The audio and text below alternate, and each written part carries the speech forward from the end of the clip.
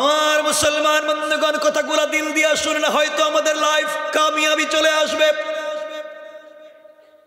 হাকিম লুকমান একদিন সন্তানদেরকে সামনে নিয়ে ওসিয়ত করতেছেন, বাবা তুমি এভাবে চলবা, ওভাবে চলবা।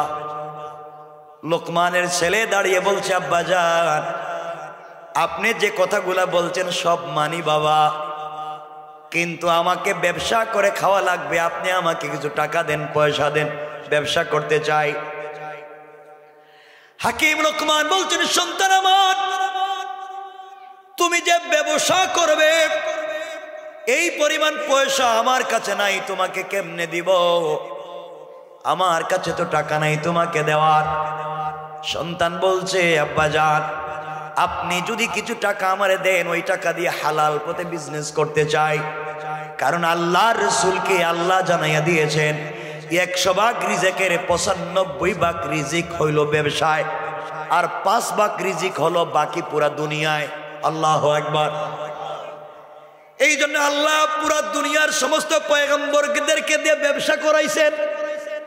নবীর সকল সাহাবীরা দুনিয়ার জমিনে ব্যবসা করেছেন, আর আমরা ব্যবসা বাদ দিছি। আমার বন্ধুগণ, হাকিম লুকমানের ছেলে বলছে, বাবা ব্যবসা করতে চাই, টাকা দেন। লুকমানে হাকিম বলছেন, শোনো সন্তান, আমার এক বন্ধুর কাছে 3000 টাকা পাই, দিনার অথবা দিরহাম পাই। ওই টাকাগুলা যদি তুমি নিয়ে আসতে পারো, ওই টাকাগুলা দিয়ে তুমি ব্যবসা করো, আমার আপত্তি নাই। কিন্তু বাবারে, ওই টাকাগুলো আনতে গেলে হয়তো তুমি মরে যেতে পারো, বাঁচবে না। আব্বা জান এত কঠিন কথা বললেন কেন, বলেন না।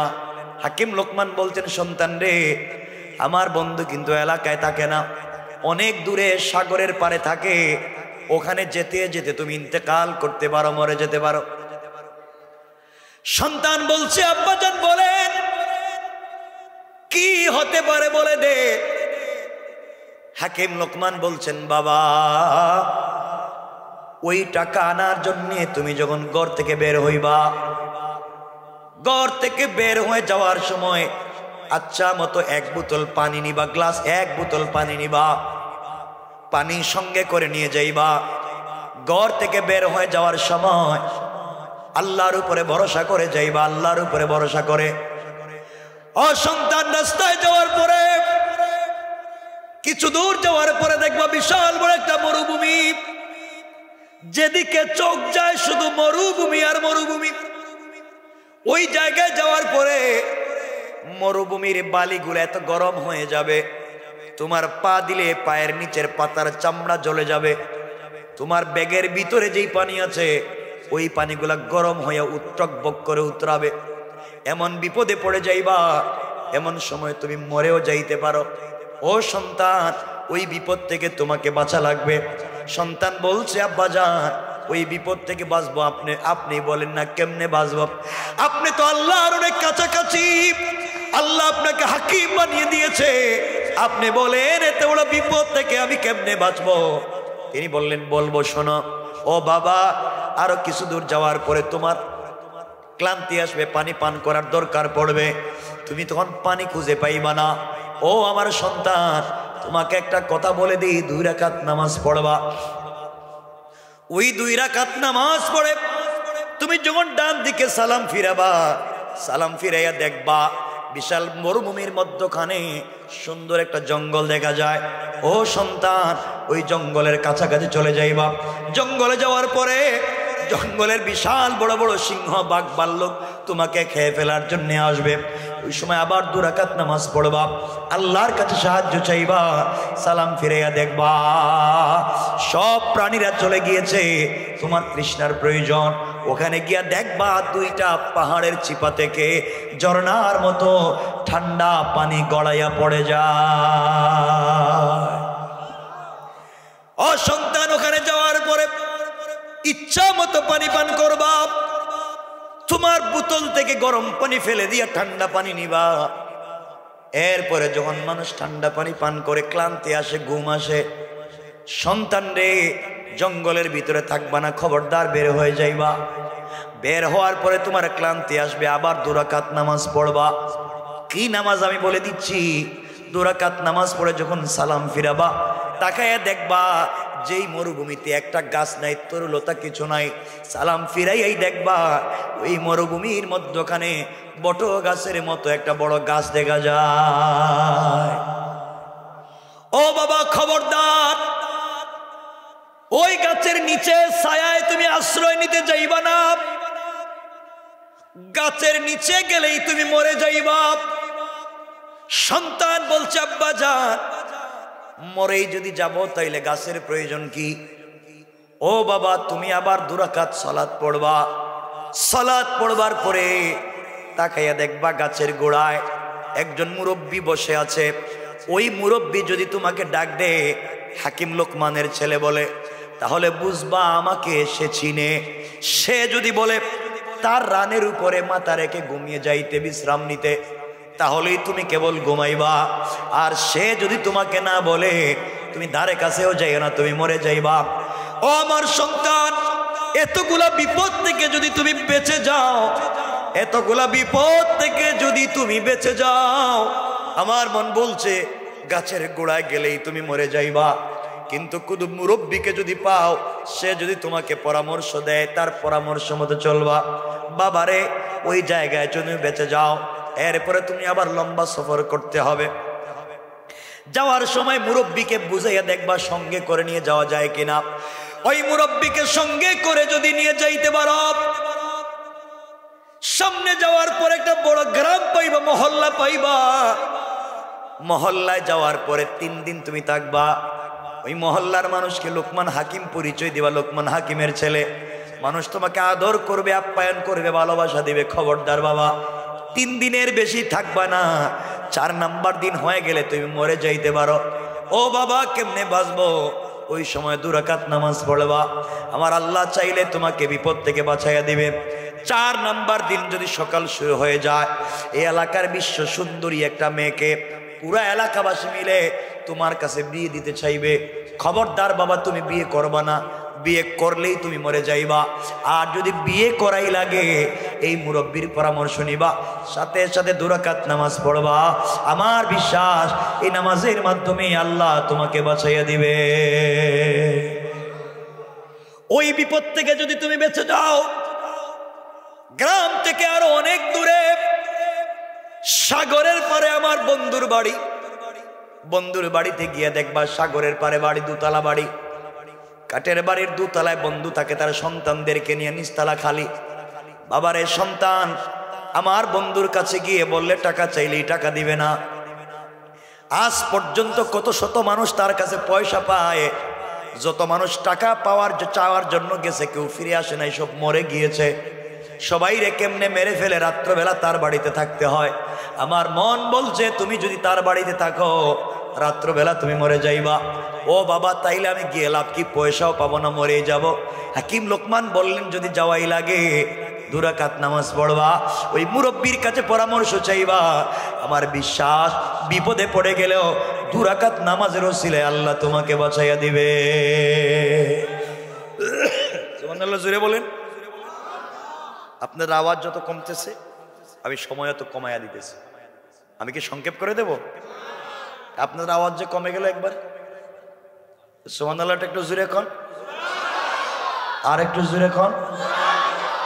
এতগুলা বিপদের কথা হাকিম লোকমান বলতেছেন সন্তানকে, কিন্তু সাথে সাথে বাঁচারও পদ্ধতি বলছেন। নামাজ কয় রাকাত? কয় রাকাত? সন্তান রেডি হয়ে গিয়েছে, খুব মনোযোগ দিয়ে শোনেন আমার বন্ধুগণ। সন্তান রেডি হয়ে গিয়েছে সফরের জন্য। ব্যাগের ভিতরে পানি নিয়েছে। হাকিম লোকমানকে ডাক দিয়া বলছে, আব্বা জান, আপনি যে তখন বললেন 2 রাকাত নামাজ পড়বো, কি নামাজ পড়বো? হাকিম লোকমান বলছেন, বাবারে, রেডি হয়ে চলে যাওয়ার সময় 2 রাকাত নামাজ পড়বা, সলাতুল হাজাত। কিসের নামাজ? সলাতুল হাজাত নামাজ পড়বা। সেজদায় গিয়ে আল্লাহর কাছে সাহায্য চাইবা, আর ডাক দিয়া বলবা, আল্লাহ, রাস্তায় বের হয়ে যাচ্ছি, আয় আল্লাহ তাআলা, তুমি ছাড়া আর কেউ নাই। সন্তান রে, আমার মন বলছে আল্লাহ তাআলা এই 2 রাকাত নামাজের ওসিলায় সকল বিপদ থেকে তোমাকে বাঁচাইয়া দিবে। সুবহানাল্লাহ জোরে পড়ে। কেমনে পড়তে হয় 2 রাকাত, কোন সূরা কখন বলে দিলাম। আমার মুসলমান বন্ধুগণ, কথাগুলো দিল দিয়া শুনেন। সন্তান ঘর থেকে বের হয়েছে, পানি নিয়ে বের হয়েছে, 2 রাকাত নামাজ পড়ে বের হয়েছে। হাকিম লোকমান বলছেন, বাবারে, যেই ব্যক্তি 2 রাকাত সালাতুল হাজত পড়ে ঘর থেকে বের হবে, তার জিম্মাদারি স্বয়ং আল্লাহর হয়ে যায়। তাকে হিফাজত করা, তাকে বাঁচাইয়া রাখা, দুনিয়ার আফাত আর বলিয়াত থেকে তাকে মুক্ত রাখা একমাত্র আল্লাহর দায়িত্ব হয়ে যায়। সুতরাং তুমি যখন 2 রাকাত সালাত পড়ে বের হয়ে যাবা, তখন তোমাকে হেফাজত করা পৃথিবীর কারো দায়িত্বের মধ্যে পড়ে না। তোমাকে হেফাজত করার জিম্মাদার স্বয়ং আমার আল্লাহ। ঘর থেকে বের হয়ে গেলেন। সফর করতে করতে কিছু দূর যাওয়ার পরে দেখে সত্যি বাবার কথা মতো বিশাল বড় একটা মরুভূমি দেখা যায়। হাঁটতে হাঁটতে ক্লান্ত হয়ে গিয়েছে, জিহ্বা যেন বের হয়ে যায়, কলিজা শুকিয়ে গিয়েছে। হাকিম লোকমানের ছেলে কাঁদতে শুরু করেছেন। পায়ের দিকে তাকায় দেখে পায়ের তলার চামড়া ছুটে গিয়ে রক্ত পড়তেছে মাটিতে, বালিও রক্তে লাল হয়ে যায়, আর হাঁটতে পারলেন না। কি করবেন? হঠাৎ মনে পড়েছে ব্যাগের ভিতরে পানি আছে। ব্যাগের ভিতর থেকে বোতল পানির বের করেছেন। বের করে দেখে বোতলের ভিতরে পানি টকবক করে উতরায়। আল্লাহু আকবার, জোরে বলেন আল্লাহু আকবার। বাবা যা বলেছে অক্ষরে অক্ষরে মিলে যায়। মনে পড়েছে বাবা বলেছেন এই পানি পান করলে মরে যাব। আবার হঠাৎ মনে পড়েছে বাবা বলেছেন বিপদে পড়ে গেলে 2 রাকাত, কথা বলেন, সাজদার মধ্যে পড়ে আল্লাহকে ডাক দিয়া বলেছে, আল্লাহ সাজদায় পড়ে গিয়েছি, একমাত্র তুমি ছাড়া আমার আর কেউ নাই, তুমি যদি না বাঁচাও কে আমাকে বাঁচাবে? এইভাবে 2 রাকাত নামাজ পড়ে যখন সালাম ফিরাইয়া দিয়েছে, সালাম ফিরাবার সাথে সাথে তাকাইয়া দেখে এই বিশাল মরুভূমির মধ্যখানে হঠাৎ করে সুন্দর একটা বাগান জঙ্গল দেখা যায়। হাকিম লোকমানের ছেলে ওখানে ঢুকে গিয়েছে। ঢোকার পরে দেখে বিশাল বড় বড় অজগর সাপ, বাঘ ভাল্লুক, হিংস্র প্রাণী হাকিম লোকমানের ছেলেকে আক্রমণ করার জন্য আসছে। বাবা বলেছে বিপদে পড়লে, হিংস্র প্রাণীরা তোমাকে আঘাত করতে আসলে তুমি কি করবা? হাকিম লোকমানের ছেলে সিজদায় পড়ে গিয়ে বলছেন, আল্লাহ তুমি তো মহাপরাক্রমশালী, শক্তিশালী, আমি তোমার কদমে সিজদায় পড়ে গেলাম, কেউ নাই, কে আমাকে বাঁচাবে? এই যে বিশাল প্রাণীর মধ্যখানে পড়ে গেলাম। সালাম ফিরাইয়া দিলেন। সালাম ফিরাইয়া তাকাইয়া দেখে যেই প্রাণীরা তাকে মারবার জন্য এসেছিল সবাই চতুর্দিকে দাঁড়াইয়া তাকে বেষ্টন করে তার হেফাজতের জিম্মাদারি নিয়েছে। আল্লাহু আকবার বলেন। হাকিম লোকমানের ছেলের বিশ্বাস আল্লাহর প্রতি বেড়ে গিয়েছে। বাবাজি আল্লাহর পরিচয় দিয়েছে, 2 রাকাত নামাজের কথা বলেছে। যেখানেই যাই, যত বিপদে পড়ি, নামাজের মাধ্যমে বেঁচে যাই। আবার তিনি 2 রাকাত সালাত পড়লেন। তাকাইয়া দেখে সত্যি সত্যি ওই জঙ্গলের ভিতরে 2টা পাথরের চিপা থেকে ঝর্ণার মতো ঠান্ডা পানি গড়াইয়া পড়ে যায়। হাকিম লোকমানের ছেলে ইচ্ছা মতো পানি পান করলেন। নিজের বোতল থেকে গরম পানিগুলা ফেলে দিলেন, ঠান্ডা পানি বললেন। মানুষ যখন ঠান্ডা পানি পান করে ক্লান্তি আসেই না আসেন? কথা বলেন। তার ক্লান্তি এসেছে, ঘুমায়া যাইবেন জঙ্গলে। হঠাৎ মনে পড়েছে বাবার ওসিয়ত, ইয়া বুনাইয়া, বাবা ওসিয়ত করেছেন। বাবার ওসিয়ত, জঙ্গলে ঘুমানো যাবে না। কেমন সন্তান বাবার কথা অক্ষরে অক্ষরে পালন করে। বাবা বলে দিয়েছেন সন্তান রে, খবরদার তুমি জঙ্গলে শুইবা না, জঙ্গলে বিশ্রাম নিবা না, বাপ বলছে বিপদে পড়বা। বাবার ওসিয়তের কথা মনে পড়ে গিয়েছে। বাবা বলেছেন বিশ্রামের কথা মনে হলে নামাজ 2 রাকাত পড়বা। সাজদায় পড়ে গেলেন, 2 রাকাত সালাতুল হাজত পড়লে। সালাম ফিরাইয়া দেখে জঙ্গলের মধ্যখানে, পাহাড়ের জঙ্গলের মধ্যখানে, অথবা যে বিশাল বনভূমির মধ্যখানে বটগাছের মতো একটা গাছ দেখা যায়। দৌড়াচ্ছেন ওখানে বিশ্রাম নেবেন। হঠাৎ বাবার ওসিয়তের কথা মনে পড়ে গিয়েছে। বাবা বলেছেন ওই গাছের নিচে বিশ্রাম করলে নির্ঘাত। কথা বলেন, কে বলছে? বাবা। কে বলছে? সন্তান কেমনে বাপের কথা শুনে? আর আজকালকে সন্তান বাপরে শুনবো কথা, বাপের কথা শুনে বাপরে ফিডায়, বাপরে মারে। নিজের বাপরে কই বুইড়া, আর শ্বশুর বাড়ি গা শ্বশুর আব্বা আপনি আঙ্গুর খাইবেন না আপেল খাইবেন। কথা বলেন না কেন? নিজের বাপরে কই বুইড়া আর শ্বশুর রে গিয়ে কয় আব্বা। কত বড় শয়তান চিন্তা করছে। এগুলো নাই সমাজে। আমার বন্ধুগণ, হাকিম লুকমানের ছেলে বাবার ওসিয়ত মতো গাছের গোড়ায় চলে যাবেন। বাবার ওসিয়তের কথা মনে পড়েছে। গাছের গোড়ায় গেলে নির্ঘাত মত। হঠাৎ মনে পড়েছে বাবা বলেছেন যদি কোনো মুরব্বীকে দেখো আর ওই মুরব্বী যদি আমার নাম ধরে ডাক দেয় তাহলে তাকে বিশ্বাস করবা, তার দ্বারা তোমার ক্ষতি হবে না। হঠাৎ করে তাকে দেখেন গাছের গোড়ায় হেলান দিয়া, মুখে সাদা দাড়ি, মাথায় সুন্দর সাদা পাগড়ি, একজন আল্লাহর গোলাম বসে বসে তাসবিহ পড়ে যায়। ডাক দিয়ে বলছে হাকিম লুকমানের ছেলে এদিকে আসো। আস্তে আস্তে কাছে গিয়েছে। মুরব্বী ডাক দিয়ে বলছে বাবা তোমার মনে হলে ক্লান্তি আসছে, তুমি একটু ঘুমা, বিশ্রাম নেও। হঠাৎ বাবার কথা মনে পড়েছে, গাছের নিচে বিশ্রাম নিলে নির্ঘাত মত। কিন্তু বাবা বলে দিয়েছে যদি ওই মুরব্বী বলে তার রানের উপরে মাথা রেখে ঘুমাইতে তাহলে আল্লাহ তাআলা হেফাজত করে দিবেন। এরপরেও যদি ভয় হয়, 2 রাকাত নামাজ পড়ার কথা বলছেন। তিনি মুরব্বীর কাছাকাছি চলে গেলেন। মুরব্বী ডাক দিয়া বলছে তোমার বাবার অবস্থা কি? তোমার বাপকে আমি চিনি বলে তিনি ওই মুরব্বীর রানের উপরে মাথা রেখে শুয়ে পড়লেন। আল্লাহর কি মানসা, আল্লাহর পরীক্ষা মুত্তসিল হয়ে গেল। হঠাৎ করে বিষাক্ত একটা সাপ গাছের ডালের উপর থেকে লাফ দিয়ে পড়ে হাকিম লুকমানের সন্তানের হাতে অথবা পায়ে অথবা মাথার কোনো এক জায়গায় দংশন করলো, কাটলো। পুরাটা বডি বিষে কালো হয়ে গিয়েছে, অন্ধকার। এখন মরে যাবে মরে যাবে। মুরব্বী চিন্তায় পড়ে গিয়েছে। আমি না সন্তানকে বলেছি বাবা তুমি আমার রানের উপরে নিঃসন্দেহে ঘুমাইয়া যাও, তোমার জিন্দেগিতে ক্ষতি হবে না। এখন এত বড় ক্ষতি হয়েছে, কি জবাব দিব? এই চিন্তা করে মুরব্বী এই সাপটাকে ধরলেন।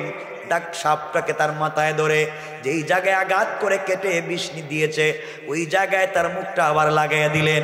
সাপ টান দিয়া বিষগুলা নিয়ে ফেলেছে, বিষগুলা খেয়ে ফেলেছে। হাকিম লোকমানের ছেলের ঘুমাইয়া পড়েছে, অজ্ঞান ঘুমে আছে। এই মুরব্বী সাপটাকে 2 টুকরা করলেন, লেজের অংশ জমিনে পালাইয়া দিলেন, ফেলে দিলেন। আর মাথার অংশ হাকিম লোকমানের ছেলের ব্যাগের ভিতরে ঢুকাইয়া দিছে। আল্লাহু আকবার বলেন না? হিকমত কার? আরো জোরে বলেন কার? আমার বন্ধুগণ কথাগুলো দিল দিয়া শোনেন। এক পর্যায়ে হাকিম লোকমানের ছেলের ঘুম ভেঙে গিয়েছে। ঘুম ভাঙ্গার পরে দেখে তার মাথার সামনে সাপের অর্ধেক। চিৎকার করে উঠছে আঙ্কেল এখানে সাপের অর্ধেক কেমনে? হাকিম লোকমানের ছেলেকে মুরব্বী সব বুঝাইয়া বললেন বাবা তুমি ঘুমাইয়াছিলা, একটা সাপ তোমাকে কেটেছে, মরা মরা হয়ে গিয়েছিলা, আমি সাপটাকে ধরে বিষটা নিয়েছি। হাকিম লোকমানের ছেলের মনে পড়েছে বাবা বলছেন গাছের গোড়ায় থাকলেই মৌত, আর 1 মিনিটও থাকবো না। ব্যাগ হাতে নিয়ে দৌড়। ব্যাগে কি কথা কন না কেন? ফুল না অর্ধেক? কথা বলেন না? দেখছেনি? সন্তান কি দেখছে? এত দৌড়। হঠাৎ মনে পড়েছে বাবা বলেছেন সামনের পথ আরো দুর্গম, সামনে বিপদ কম না বেশি। এই ভয়ঙ্কর বিপদে যদি বাঁচতে হয় নামাজও পড়তে হবে। আর এই মুরব্বীরে বুঝাইয়া বুঝাইয়া যদি সঙ্গে নেওয়া যায় তাহলে মুরব্বীর পরামর্শ নিলেও কল্যাণ হবে।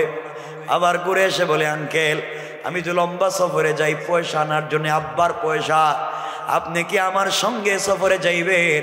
মুরব্বী বলছে বাবা তুমি যদি নিতে চাও আমার আপত্তি নাই। এই বলে দুজন সফর শুরু করলেন। সংক্ষেপ করে দেই, লম্বা পথ যাইতে যাইতে একটা গ্রামে গিয়ে উপনীত হয়েছে। গ্রামে যাওয়ার পরে তিনি পরিচয় দিলেন, আমি হাকিম লোকমানের ছেলে।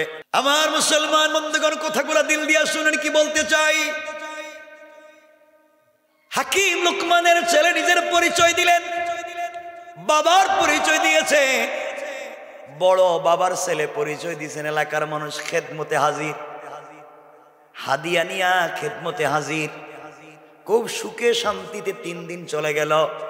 হাকিম লোকমানের ছেলের দিল ভরে গেল, আমার বাপকে এত শত শত মাইল দূরেও মানুষ চিনে, আপনিও আল্লাহর জন্য হয়ে যান।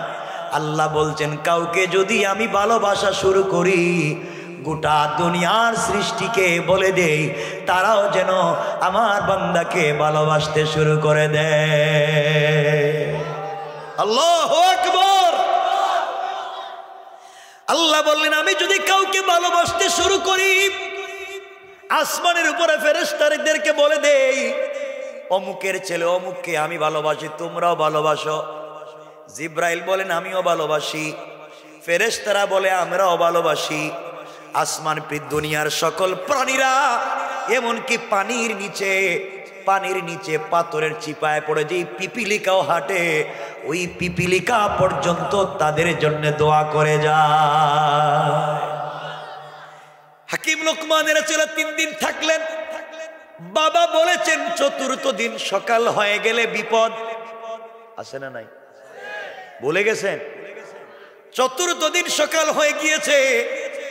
হঠাৎ করে তাকায়া দেখে এলাকার মানুষ মিলে বিশ্ব সুন্দরী একটা মেয়েকে, আসমানের নিচে জমিনের উপরে এত সুন্দর মেয়ে বোধহয় আর নাই, এমন একটা মেয়েকে নতুন বধূর মতো সাজায়া সুলাইমানের হাকিম লোকমানের কাছে এনে হাকিম লোকমানের ছেলের কাছে এনে বলছে, বাবা, তোমার বাপের সঙ্গে আমাদের বড় তাল্লুক আর সম্পর্ক, এটা আমরা জিন্দা রাখতে চাই।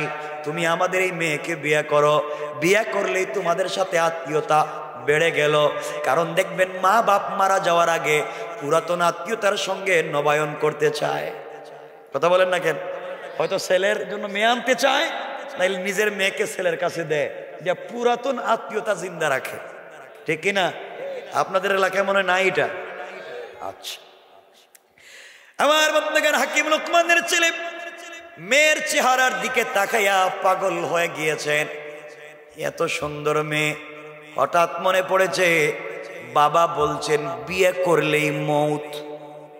বিয়ে করলে, হঠাৎ বাবার কথা মনে পড়েছে, বাবা বলছেন বিয়ে করলে মৌত। এখন বাবার ওসিয়ত রাখবো নাকি মন চায় বিয়ে করি, কি করব? একদিকে বাবার ওসিয়ত, বাবার কথা তো ফেলা যাবে না, অপর দিকে মন চায় না। এত সুন্দর বিশ্ব সুন্দরী মেয়ে, আমি না হলে তো অন্য কেউ বিয়ে করবে, এমন মেয়েকে তো হাতছাড়া করা যায় না, বিয়ে করতেই চাই। আবার বাবার ওসিয়ত। হঠাৎ মনে পড়েছে, বাবা বলেছেন বিপদে পড়লে 2 রাকাত। কথা বলেন। মনে পড়েছে, বাবা বলেছে ভয়ঙ্কর বিপদ হলে পাশের মুরব্বীর কাছ থেকে পরামর্শ নিতে। মুরব্বীর কাছে গিয়ে বলছে, আঙ্কেল, বাবা আমাকে বলে দিয়েছে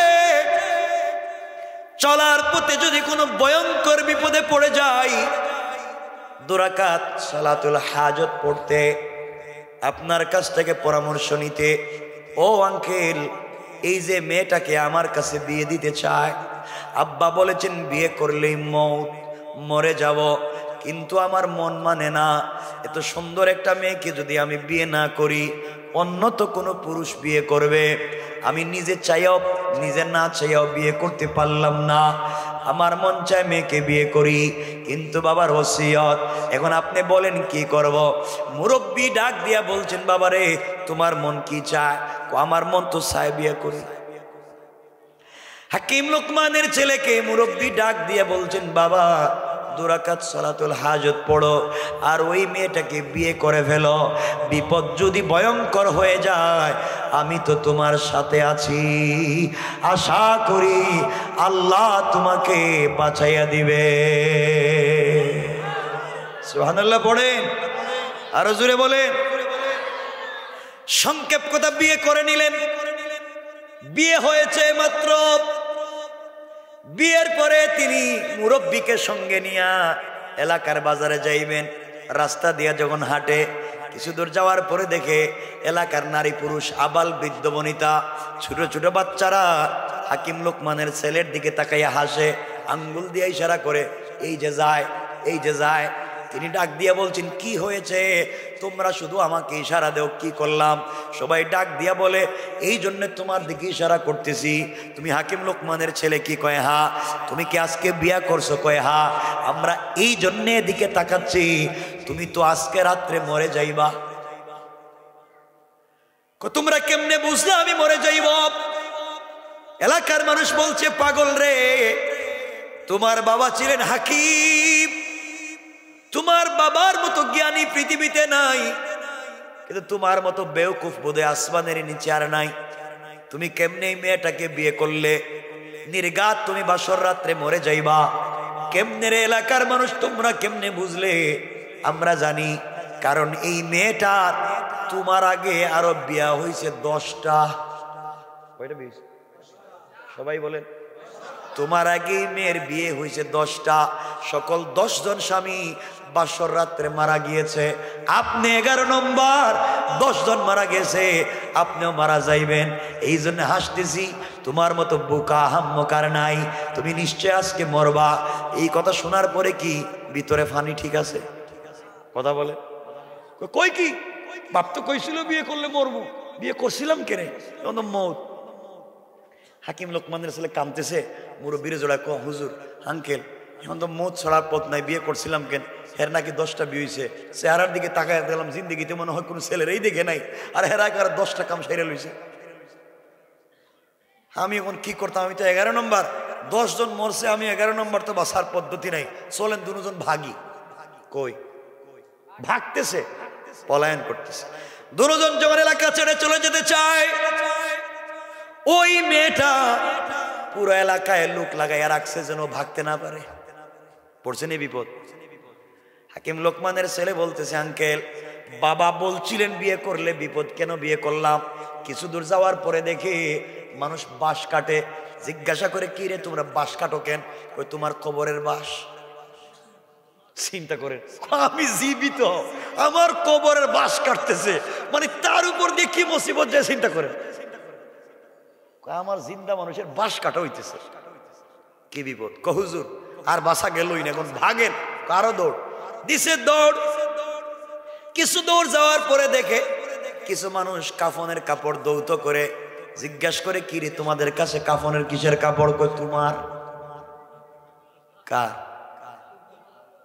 আমি তো জীবিত, আজকে রাত্রি তো মরে যাইব। হাকিম লোকমানের ছিল আল্লাহ, বাপের কথা তো সব মাইনে আসছিলাম, এই জায়গায় কেনই ভুল করে বিপদে পড়লাম? বাপরে তো বাপই মানছিলাম। চোখের পানি ছেড়ে কাঁদতেছে। কিছু দূর গিয়েছে, যাওয়ার পরে দেখে মানুষ কবর খনন করছে, পুরা কবর খনন শেষ। জিজ্ঞাসা করে এটা কার খবর? কই তোমার। কই বাঁশও কাটা শেষ, কাফনও আনা শেষ, কবর খননও শেষ, তাহলে আমি রয়েছি জিন্দা, তাহলে আমার শুধু মৌত বাকি রয়েছে। কথা বলেন ঠিক কিনা? কি বিপদ চলতেছে তার উপর দিয়ে। হাকিম লোকমানের ছেলে বলতেছে আঙ্কেল আর কি? মুরব্বী বলছেন বাবা যা হইবার তো হইছেই, ভাগবার কোনো জায়গা নাই। গুরুস্থানও রেডি, কাফনও রেডি, বাসও রেডি, কবর রেডি, ভাগবার দরকার নাই। বাপ বলছে বিপদে পড়লে 2 রাকাত, সবাই বলে না 2 রাকাত, সব চিন্তা বাদ দেও, নামাজ পড়ে রবের কাছে চাও। কারণ সাহায্য চাইতে হয় কিভাবে? আল্লাহর কাছে। সাহায্য চাইতে হয় কেমনে?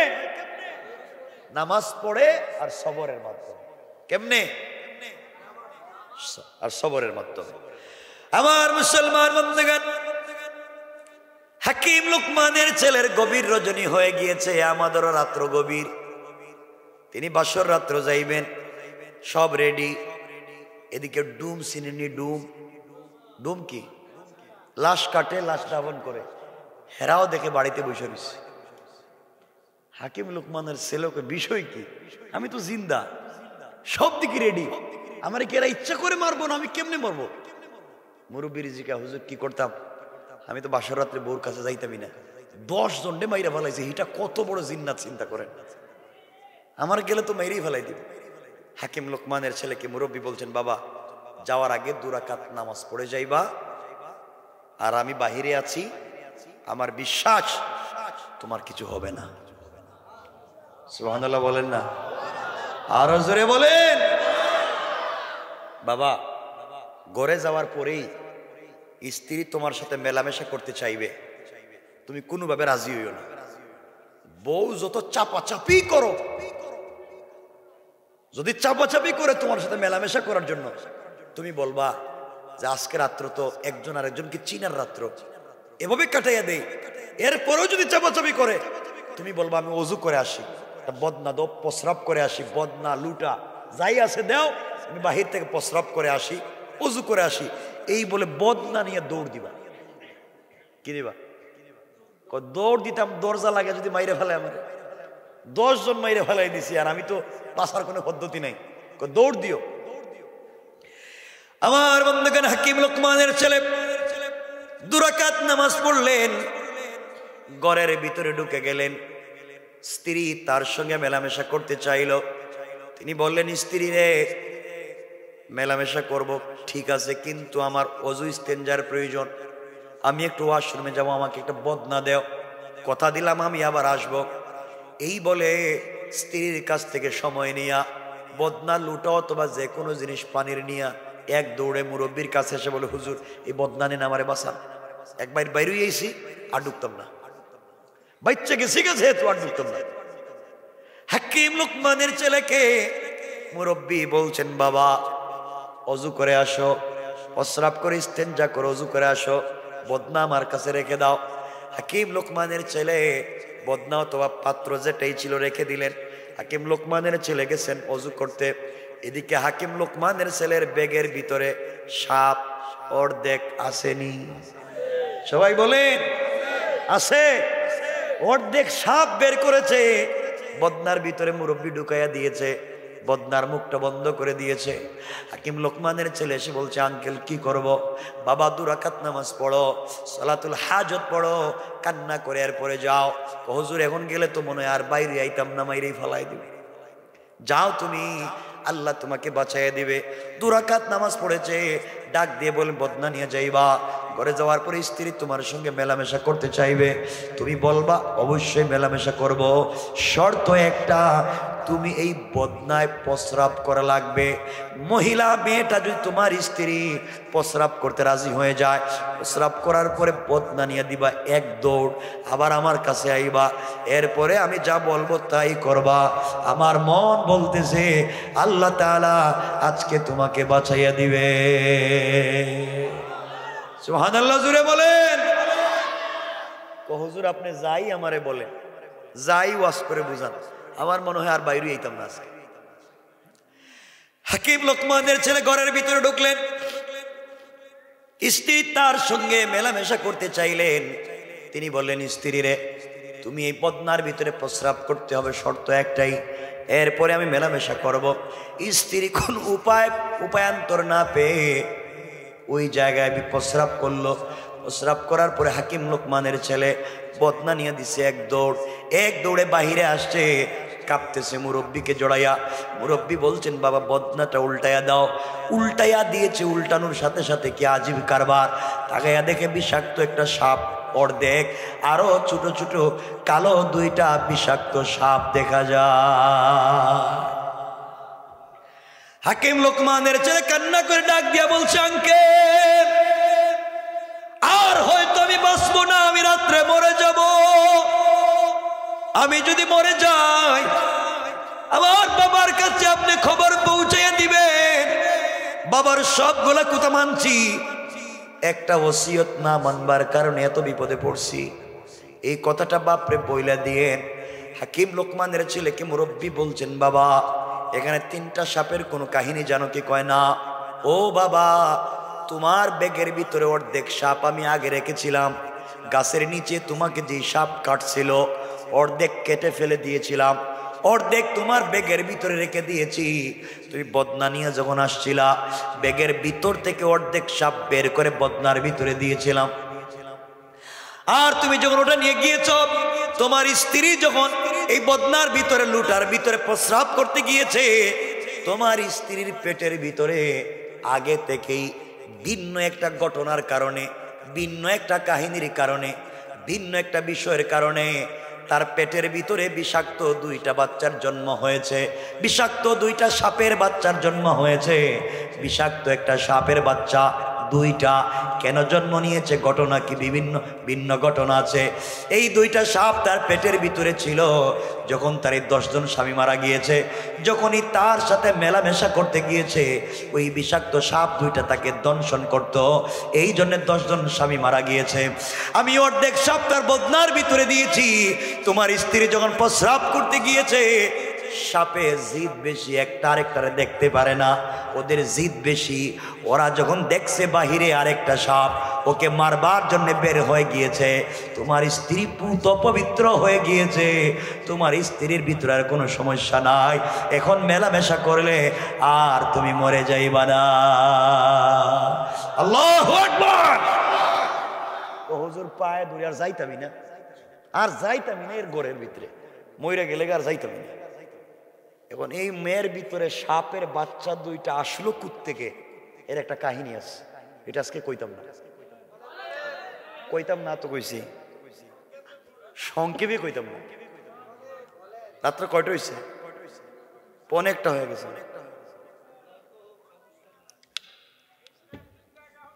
বাপরে বাপরে, ইন্টারেস্ট। নামাজের নামে খবর থাকবে না। পেটের ভিতরে দুটা সাপ কেমনে আসছে, কেমনে জন্ম নিল, কি করেছিল, কেনই বাসলো, আল্লাহর হিকমত কি, এটা বলতাম না। এটা আরেক ঘটনা না। আমি যেদিকে যাইতে দেন। হ্যাঁ, আমি তো কইতেছি, ওয়াজ তো করতেই আছে। ওরে বাবা রে, ডায়াবেটিস নাই? আমার মুসলমান বন্ধুগণ, কথাগুলো দিল দিয়ে শোনেন। এক পর্যায়ে তিনি বলছেন, বাবা তোমার স্ত্রী আর তোমার আর মরবে, তুমি আর মরবে না, তোমার সব সমস্যার সমাধান। আবার 2 রাকাত নামাজ পড়ো। সাপ কেন পেটের ভিতরে জন্ম নিল ওইগুলা রেখে দিলাম। আবার 2 রাকাত নামাজ পড়লেন, ঘরের ভিতরে ঢুকলেন, স্ত্রীকে বলছেন মেলামেশা করতে আপত্তি নাই। এবার স্ত্রী চোখের পানি ছেড়ে কান্না করে ডাক দিয়া বলছে, স্বামী আপনি হয়তো জানেন না আমার আগে আরো 10টা বিয়ে হয়েছে,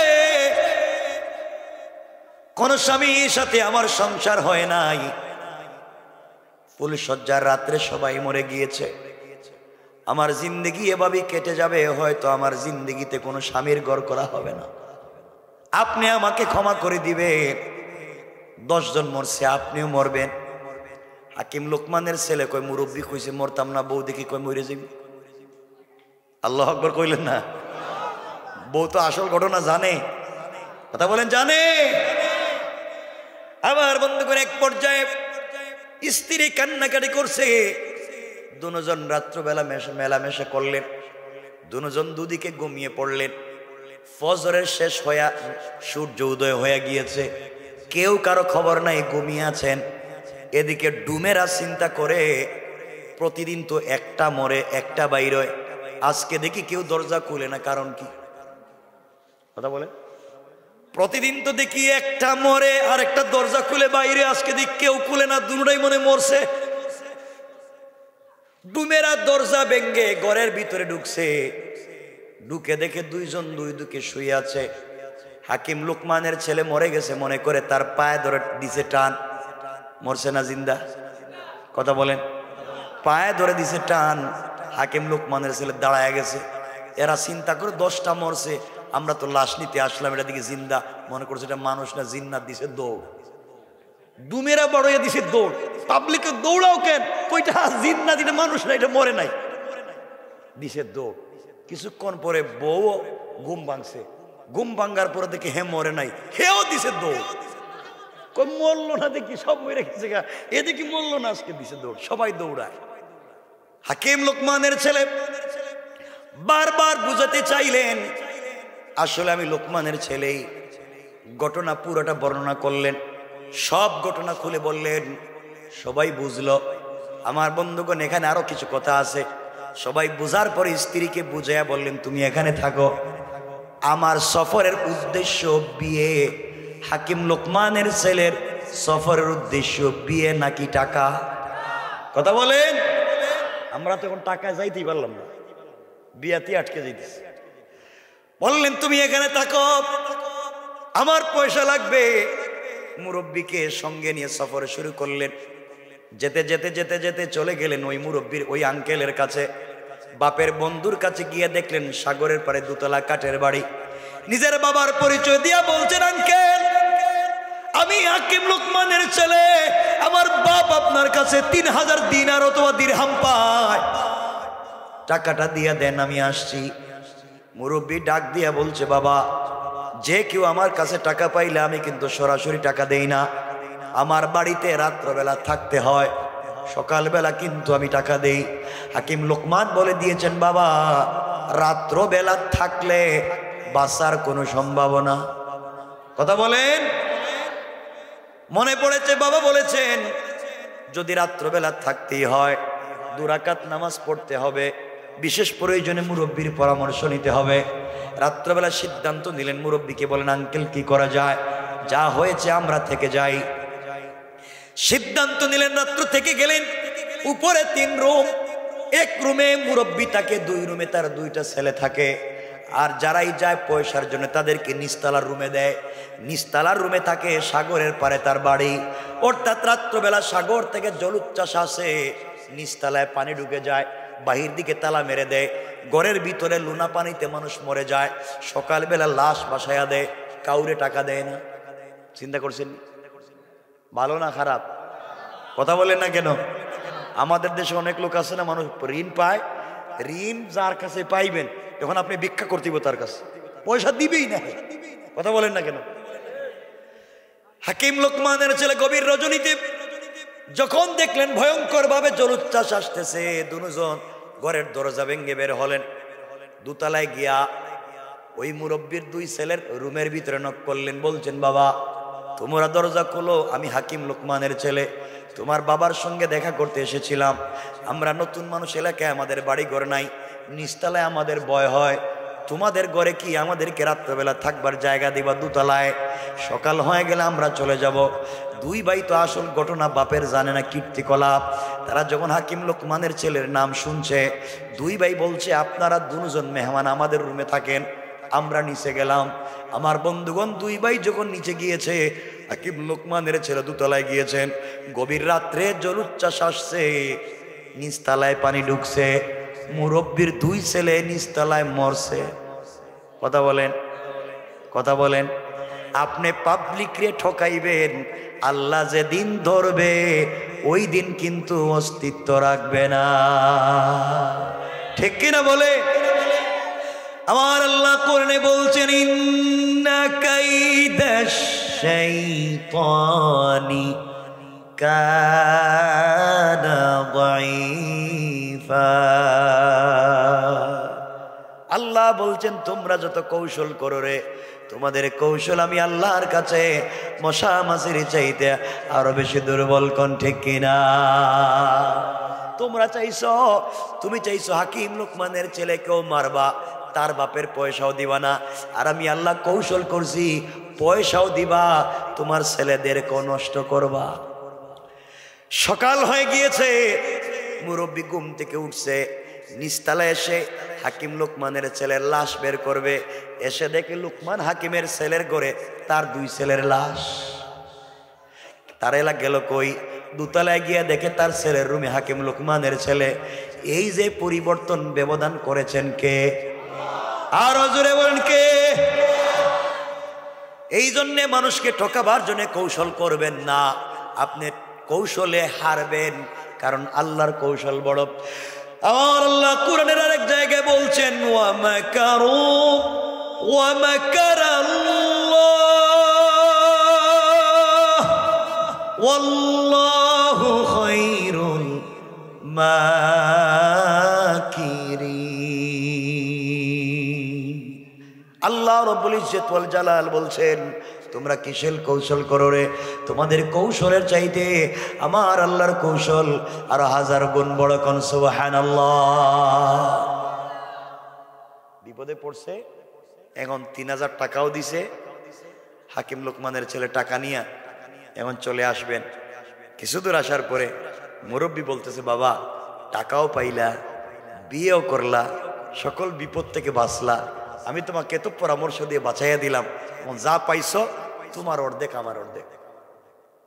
কে বলতেছে? ওই মুরব্বী যারা গাছতলার থেকে নিছিল।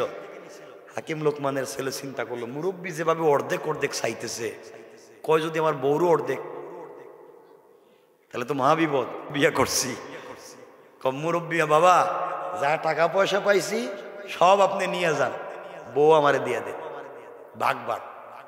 মুরব্বী বললেন, বাবা আমার কিচ্ছু লাগবে না, টাকাও তোমার, স্ত্রীও তোমার, কিন্তু আমার পরিচয় তো তুমি জানো না, তোমার বাপার কাছে গিয়ে আমার সালাম দিও। আঙ্কেল আপনি কে? আপনি তো নাম ঠিকানাও বললেন না, পরিচয় দিলেন না, সব বিপদ থেকে বাঁচাইলেন, টাকা পয়সার মালিকও বানাইলেন, বিপদ থেকে বাঁচলাম, বউও পাইলাম, আসলে আপনি কে? আমার মুসলমান বন্ধুগণ, হাকিম লোকমানের ছেলে বলছে, আঙ্কেল আপনার পরিচয় জানতে চাই। মুরব্বী ডাক দিয়ে বলছে, বাবারে তুমি শোনো, আমার পরিচয় জানতে চাইছো আমি কে? তোমাকে বিপদ থেকে বাঁচাইয়া দিলাম, সব তোমাকে পাওয়াইয়া দিলাম।